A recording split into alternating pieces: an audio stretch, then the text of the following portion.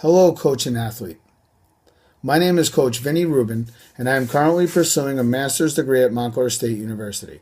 I conducted a study to evaluate the effects that hip angles and knee angles have during the beginning phase and follow-through phase, and the amount of distance in a stationary soccer ball kick.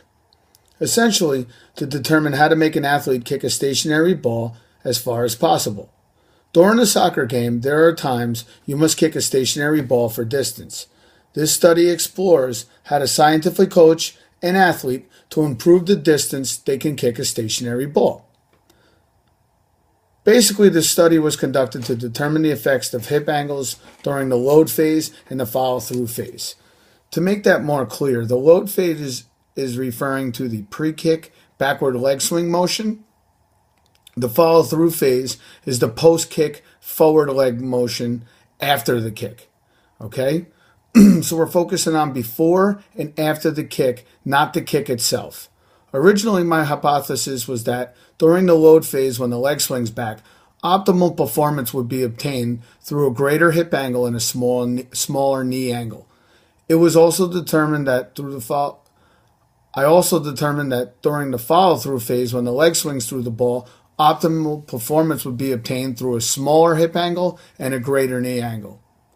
In actuality, knee angles had little to no effect on the distance outcomes. The first kick I had the athlete perform, he kicked the ball 38.7 yards. We call that kick a cold kick because he pretty much had no instruction as to do anything. He literally was told, kick the ball as far as you can. During the load phase of the first kick, the athlete had a hip angle of 155 degrees and a knee angle of 119 degrees. During the follow-through phase of the first kick, the athlete had a hip angle of 240 degrees and a knee angle of 150 degrees. The second kick, the athlete kicked the ball 56.3 yards. Okay? Prior to the second kick, the athlete was shown basically a video on Canovia, which breaks down movement analysis, and I was able to show the athlete the angles of his hip and knee, during the load and during the follow-through phase. Okay, I would then explain to him what proper or optimal hip angles would look like in terms of the hypothesis and where he should be. Okay, so that all happened. There was a coaching intervention that happened prior to the second kick. The second kick, the athlete had kicked the ball 56.3 yards, okay, which is a big difference compared to the original 38.7 yards. During the load phase of the second kick, he had a hip angle of 222 degrees and a knee angle of 114 degrees. During the follow-through of the second kick, he had a hip angle of 34 degrees and a knee angle of 150 degrees. Hip angles seem to be more significant than the knee angles. The knee angles were the same during the follow-through phase, and the knee angles were only 5 degrees different during the load phase. So there seemed to have no effect necessarily on the kick. Hip angles, however, was the exact opposite. Hip angles seemed to be extremely significant. There was a 67-degree difference from the first kick to the second kick, in which the first kick there was a 155-degree angle. The second kick was a 222-degree angle. So now we're talking now in terms of load phase hip angle. There was a 206-degree difference from the first kick to the second kick in terms of follow-through hip angle. So that's a huge difference. The first kick was a 240-degree angle. The second kick was a 34-degree angle.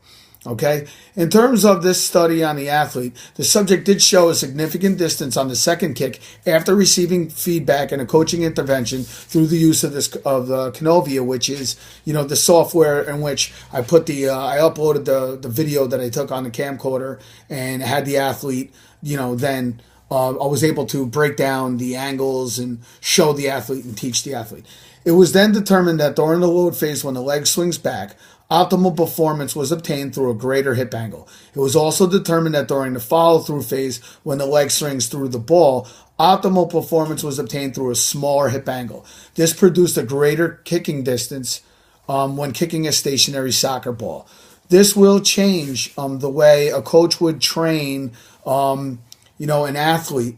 In years past, Traditional coaching methods and old school methods would have, if you were going to do a goal kick, you would lean back to sort of get the ball in the air. That doesn't necessarily, coincide with what scientific research is telling us now. Now there is more emphasis upon a greater hip angle, and obviously before the kick and after. So that would be what would determine necessarily where how far the ball would travel, more so than merely leaning back or making sure your planted foot is pointing in the right direction. Obviously, these are things that can improve, but we're talking about a yard or two or three. When you increase the hip angle now, we're talking about upwards of 15 yards on a distance of a kick, which is huge. That could be the difference between kicking the ball and putting the other team on an offensive or kicking the ball into your own attacking third, and now you put the other team on their back heels. It's a great way if you're very effective on free kicks and clearing a ball that's stationary, or even taking a goal kick now. You actually essentially give your goalie, give your defense a little bit of rest, a little bit of time to sort of catch their breath and assess what's going on, because the ball now is out of their third. That's huge. If you don't have a good distance kick, now you're looking at staying on a defensive. It's all about putting your team in the best position to succeed. It's all about using new, innovative, scientific approach to coaching. Thank you. Have a wonderful day. Any questions, please see my website.